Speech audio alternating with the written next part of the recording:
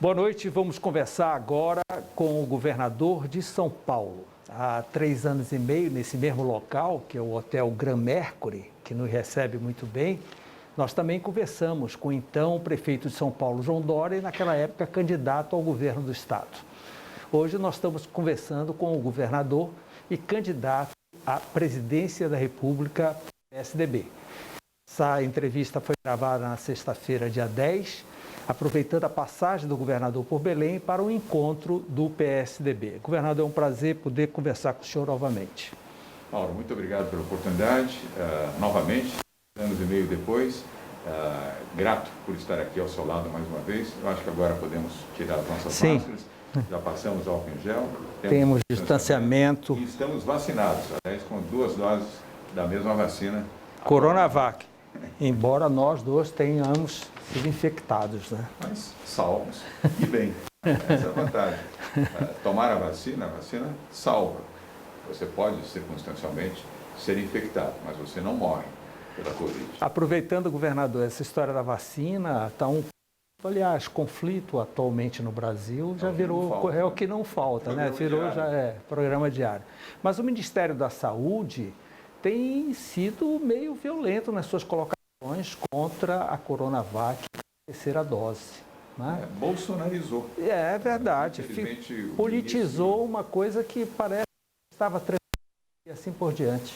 Será que alguma pesquisa que vacina está muito ligada à Dória vacina, alguma coisa assim? Não, é só consultar Jair Bolsonaro que você tem a resposta. Infelizmente, o ministro Marcelo Queiroga começou bem com o ministro da Saúde, defendendo o uso de máscara, vacinação, não recomendando cloroquina, mas durou pouco. Hoje aceita a cloroquina, recomenda que as pessoas não usem máscara e ataca a vacina. A vacina do Butantan, a Coronavac, Mauro, que vacinou você e a mim, e outras 96 milhões de pessoas já tomaram essa vacina. É a vacina que atendeu até esse momento 42% da população brasileira. Como pode o ministro da Saúde atacar a vacina que salvou 96 milhões de brasileiros, 42% da população vacinada no Brasil? É a vacina mais aplicada no mundo. 1 bilhão e 100 milhões de pessoas, Mauro, já tomaram a Coronavac. É a vacina mais aplicada, muito mais do que a Janssen, do que a Pfizer, do que a AstraZeneca. É a Coronavac do laboratório privado Sinovac. É triste verificar que um ministro de Estado que começou defendendo o seu juramento como médico, hoje faz o seu juramento por Bolsonaro, ou seja, pela politização da saúde e, lamentavelmente, se ausentando daquilo que deveria ser a sua obrigação como ministro da Saúde, aliás, o 4º ministro da Saúde do governo Bolsonaro, que é defender a vida e a ciência, coisa que ele não está fazendo. O senhor judicializou o caso do número de vacinas para São Paulo, assim como para o Pará, né? Houve uma carência nessa quantidade, tanto que agora o Ministério já reconheceu e está querendo mandar mais de 1 milhão de vacinas para o Pará, porque não veio na época certa. Né? Isso foi uma desorganização, porque toda a vacina produzida em São Paulo do Butantan tem que ir para Brasília para o Sistema Nacional, não é? E depois não voltou. A desorganização é total, aliás, marca desse governo Bolsonaro, um desastre. Eles conseguiram mandar vacinas do estado do Amazonas para o estado do Amapá. Não souberam nem ler as siglas que identificam o Amapá e distinguem do Amazonas. Mandaram muitas vacinas para o Amapá e poucas vacinas para o Amazonas, porque simplesmente o lote do Amapá veio para o Amazonas e do Amazonas foi para o Amapá. Não fosse a denúncia que fizemos, Mauro, recentemente, tem 1 mês, tínhamos 6 milhões e meio de doses de vacinas paradas no depósito do Ministério da Saúde em Guarulhos. 6 milhões e meio. Nós denunciamos, a partir dessa denúncia, se movimentaram rapidamente para distribuir as vacinas para o Programa Nacional de Imunização, PNI, inclusive aqui para o estado do Pará. Uma desorganização completa, uma falta de atenção, preocupação só com a eleição de 2022, a questão ideológica de Bolsonaro, dos seus filhos e daqueles que no gabinete do ódio defendem cloroquina e não a vacina, e o ministro da Saúde, que lamento muito, hoje relega o seu voto em defesa da saúde e aplica o seu voto em defesa de Bolsonaro. Agora, governador, países europeus, e principalmente os Estados Unidos, não estão aceitando a Coronavac. Por quê? Questões políticas com a China? Não, talvez, mas é muito mais porque dependem da aprovação da Agência Europeia de Vigilância Sanitária.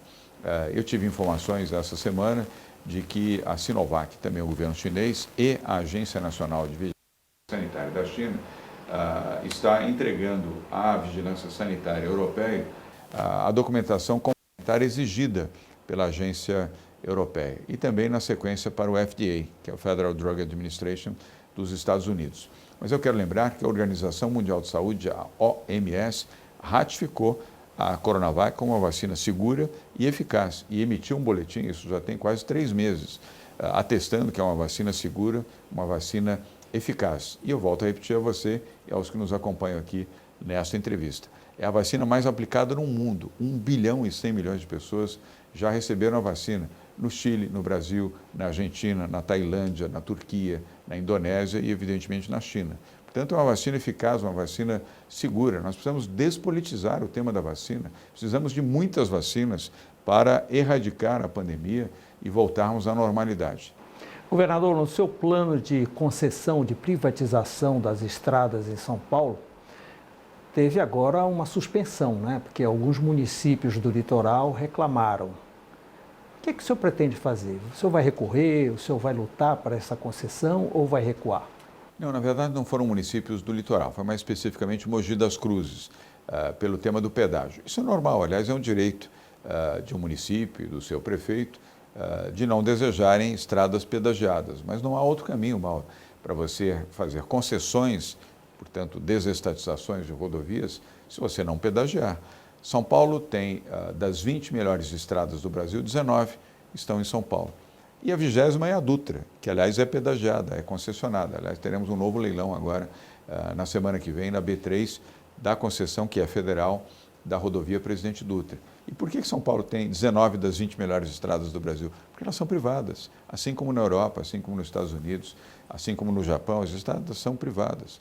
Então, é um tema para ser discutido, debatido, nós estamos olhando isso com atenção e de forma respeitosa a Mogi das Cruzes, há lateralmente também alguns municípios do litoral norte, mas que desejam a duplicação da estrada, querem a duplicação, querem investimento, mas não querem investimento privado com a contrapartida do pedágio. Então, é um assunto que está em discussão no momento. A desestatização, então, será um plano Dória presidente? Sem dúvida. Eu sou a favor da desestatização. Nós fizemos isso em São Paulo, Mauro. Já fomos 9 vezes à Bolsa de Valores do Estado de São Paulo. O governo federal, que prometeu desestatizar, só foi 3 vezes. E o governo federal tem muito mais a desestatizar do que São Paulo. São Paulo foi 9 vezes. E ainda vamos ter mais 2 leilões até o final deste ano.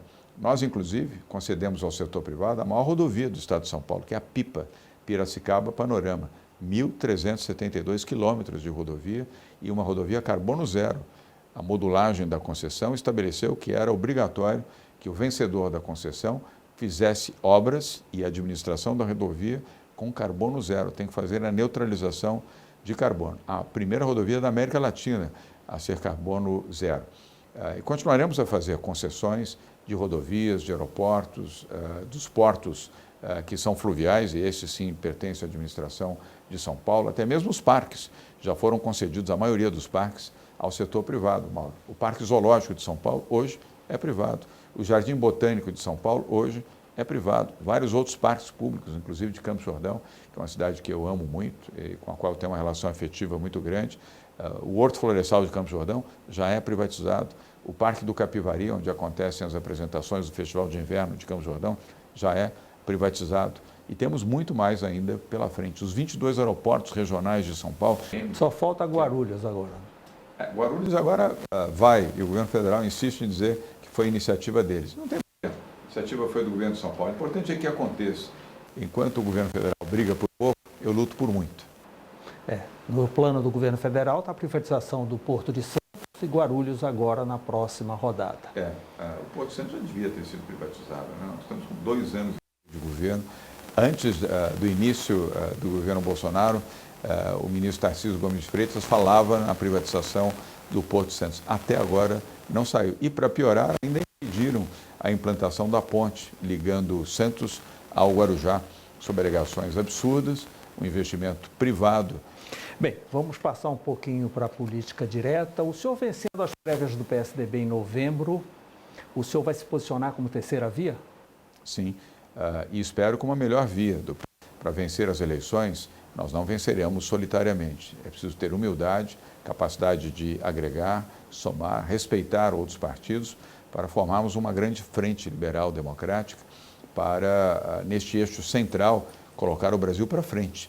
Nem a esquerda, nem a direita, para frente. Eu sei que a posição mais difícil, fácil é você aderir ao extremismo de Lula ou ao extremismo de Bolsonaro. Difícil é você defender uma equação pacífica, construtiva, geradora de empregos, protetora da população, principalmente dos mais vulneráveis, dos mais humildes, defender a saúde, defender a educação como prioridade absoluta, educação de tempo integral, e políticas públicas claras no plano ambiental, no plano da multilateralidade internacional. O Brasil hoje é um país isolado, Mauro. Você viaja com constância, eu pelo menos viajava antes da pandemia, nós todos ficamos ausentes de viagens por esse longo período. O Brasil é um país completamente isolado da comunidade internacional. Aliás, é um país indesejado nesse momento, criticado pela comunidade internacional, dado ao fato que temos um presidente da República que também se tornou negacionista na multilateralidade. Se afastou da China, agredindo a China e o povo chinês. Fez a opção errada nos Estados Unidos, onde assumiu o presidente democrata Joe Biden, e ele insiste em fazer salamalex e vassalagem a Donald Trump, presidente derrotado nas eleições por Joe Biden. Agrediu a Argentina e não há nenhuma bilateralidade com o terceiro maior parceiro comercial do Brasil. Não houve uma reunião sequer bilateral entre as autoridades argentinas e o presidente Jair Bolsonaro. Agrediu o presidente da França e a sua esposa. Se afastou da União Europeia. E ainda, para terminar, ainda agrediu os primeiros ministros da Dinamarca, da Suécia e da Noruega, quando eles acertadamente cortaram o investimento a fundo perdido nos fundos amazônicos, dado ao fato de que o presidente Bolsonaro não só deixou de proteger a Amazônia e os princípios básicos de proteção ambiental, como estimulou a sua agressão e desmatamento na região amazônica, inclusive aqui no Pará. É uma tristeza. Hoje o Brasil é um país isolado, criticado, aliás, objeto de memes, inclusive, e de piadas. Quem tem o hábito, como eu tenho, você também acompanha, a mídia internacional, é uma vergonha. Você fica com vergonha de ser brasileiro quando tratam de Bolsonaro como uma piada brasileira. Governador, são 4 candidatos à prévia do PSDB que acontece em novembro. O senhor acredita que esses 4 vão até essa prévia? Eu sei que na sua programação o senhor sai de Belém e vai a Manaus conversar com Arthur Virgílio.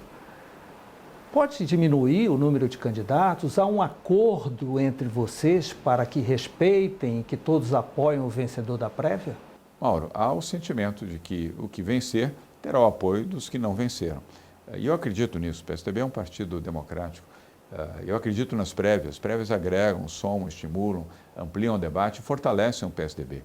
Temos 3 excelentes candidatos, além de eu próprio, que disputam. Arthur Virgílio, ex-prefeito de Manaus, ex-senador da República, aliás, foi um brilhante tribuno no Senado Federal. Eu saio aqui de Belém e vou a Manaus para homenagear Arthur Virgílio, respeitosamente homenageá-lo. Não vou fazer campanha lá para o meu nome, vou homenagear Arthur Virgílio. Tasso Gereissati foi um excelente governador do seu estado, do estado do Ceará. É um excepcional senador da República, defendendo os interesses do Ceará e defendendo os interesses do Brasil. E o jovem governador do estado do Rio Grande do Sul, meu colega Eduardo Leite, que merece também todo o respeito, governador como eu, eleito de forma direta e soberana. Portanto, temos 4 bons candidatos. A decisão, até 21 de novembro, poderá ser consolidada e, evidentemente, poderemos ter algum desses candidatos que, eventualmente, dizem a favor de outros, ou que sigam os 4 até o final. Nós temos debates programados, inclusive, 4 grandes debates programados pelo Brasil. Isso é fazer democracia. E, ao falar de democracia e de prévias, eu concluo dizendo que eu sou filho das prévias, Mauro. Eu disputei as 2 únicas prévias que foram realizadas no Brasil até hoje, e foram no PSDB. Mas o PT também realizou prévias. Está no estatuto do partido. Foi uma simulação de prévias, eles não fizeram prévias. Foi uma simulação para fazer um afago no senador Eduardo Matarazzo Suplicy, na época, que queria disputar com Luiz Inácio Lula da Silva a indicação. Não houve a prévia, eles não fizeram votação, fizeram uma reunião da executiva do PT, que não me cabe comentar o PT, evidentemente, eu sou antagonista ao PT, mas prévias eles não fizeram. Prévias Fez o PSDB. Governador. No estado de São Paulo, foram 12 mil, depois quase 30 mil votaram para as prévias ao governo do estado de São Paulo. Eu tive o privilégio de vencer as duas prévias e vencer as duas eleições, para prefeito de São Paulo e depois para governador de São Paulo. O senhor falou há pouco no Fundo Amazônico. A Amazônia não deveria entrar na pauta de debates da eleição do ano que vem? Mas agora, na eleição, porque depois é que os presidentes eleitos começam a notar que eles não conseguem exportar boi por causa da Amazônia, que eles não conseguem receber algo de um fundo por causa da Amazônia, mas já é tarde. Não deveria entrar agora na pauta? O senhor não gostaria de colocar no seu programa a Amazônia com alguma prioridade, com ideias? Nós somos 25 milhões de habitantes, governador, temos 60% do território. E agora, turismo, preservar, tudo bem. E o que nós vamos comer? Mauro, você tem razão. Eu não só desejo, como já fiz, nós temos o Pacto Amazônico, que confere para toda a região amazônica uma proposta econômica, social e também de proteção ambiental. O turismo é importante, como você colocou, e eu considero e respeito o turismo. Aliás, eu fui presidente da Embratur, fui secretário de turismo na cidade de São Paulo com o Mário Covas, então prefeito de São Paulo. Eu trato o turismo com seriedade. O turismo ambiental, o turismo de lazer e o turismo de eventos e também o turismo religioso é significativo e é importante para o Pará, para o Amazonas, para os demais estados e territórios que compõem a região amazônica. Agora, precisa ser melhor direcionado, projetado, promovido e também temos a privatização dos aeroportos e o incentivo para que mais voos, não só dentro do Brasil, mas voos internacionais, possam aterrissar aqui em Belém do Pará e em Manaus principalmente. Assim como, no caso específico do Pará, a questão da verticalização mineral. Vocês contribuem fortemente com a pauta de exportações e com a balança comercial brasileira e não tem a contrapartida do governo federal que deveriam ter por essa enorme contribuição à positividade da balança comercial com a exportação de minérios que são explorados aqui no estado do Pará. A melhoria da mobilidade e da capacidade exportativa com uma diminuição do chamado custo Brasil. Como? Primeiro, privatizando as estradas, fazendo concessões para as estradas que puderem ser concedidas e as que não puderem, o governo federal tem a obrigação de investir para a melhoria da qualidade do asfalto, sinalização, vigilância, para que elas possam ser utilizadas corretamente para as exportações no estado do Pará, no estado do Amazonas, principalmente, e evitando também que escoem desmatamento ilegal ou também mineração ilegal, e principalmente ouro e outras pedras preciosas. E, igualmente, a privatização dos portos. É impossível imaginar que com portos estatais, ultrapassados, antigos, sem tecnologia, nós tenhamos uma capacidade de ampliar a exportação mineral e outras exportações também da região amazônica. E, além do que, melhorar a qualidade do ensino técnico e do ensino básico e fundamental para garantir às novas gerações de jovens amazônicos, incluindo índios, caboclos e todos que aqui vivem, numa condição de um ensino digital, moderno e integrado àquilo que a globalização exige. E, para concluir, a educação ambiental. Eu defendo a educação ambiental. É importante que a rede pública de ensino tenha o apoio do governo federal e que o governo federal pague, inclusive, e remunere aos estados para que a rede pública de ensino estadual e municipal inclua a educação ambiental para os jovens, de maneira construtiva, para que eles sejam defensores das florestas, mas compreendam também que a economia não é inimiga da floresta, e nem a floresta é inimiga da economia. É possível conciliar e harmonizar os interesses para garantir a sobrevivência, a empregabilidade, a geração de renda, mas com a floresta de pé. Governador, quem fará o palanque de João Dória no Pará? Há especulações da imprensa que o PSDB está dividido, que o presidente estadual do partido, o deputado Nilson Pinto, está atrelado ao apoio ao governador Helder Barbalho, e uma outra parte do partido está contra e na tendência de desembarcar, que é o ex-governador Simão Jatene e o ex-senador Fernando Flecha. Qual é a sua análise da situação? Bem, primeiro, meu respeito por Simão Jatene e por Flecha Ribeiro. São dois grandes nomes do PSDB. Mas aqui eu respeito aquele que comanda o PSDB estadual, que é o deputado Nilson Pinto. E farei aqui o palanque que for definido pelo PSDB. Eu aqui não vou confrontar o PSDB, eu vou atuar com o PSDB. E espero que de maneira harmoniosa e de maneira assertiva. Mas aqui a decisão no Pará é do PSDB do Pará. Sua análise rápida da situação que aconteceu dia 7 de setembro. Uma vergonha. O presidente da República, que atenta contra o Estado Democrático de Direito, que intimida ministros do Supremo Tribunal Federal, comete crime de responsabilidade.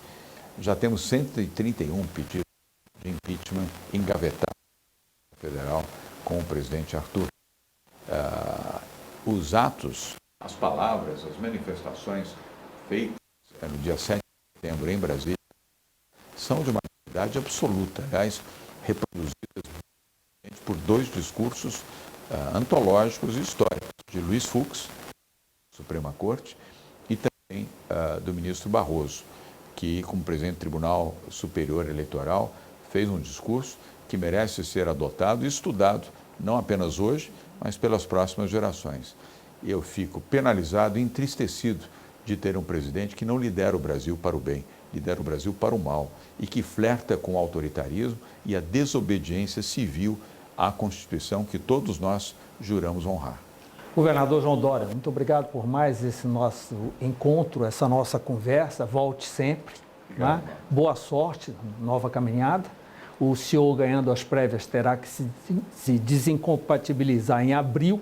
Né? Já deve estar tudo preparando, as gavetas e assim por diante. Né? Imagino eu. E volte durante a campanha para a gente poder conversar sobre a Amazônia. Mauro, muito obrigado pela oportunidade mais uma vez, com que você me recebe, como bom jornalista que é, como bom intérprete do seu estado, o estado do Pará. Obrigado pelos bons votos, vamos passo a passo, vamos vencer as prévias e depois disso pensar na eleição presidencial e somando forças pelo Brasil, somando forças também pelo Pará. Muito obrigado. Obrigado.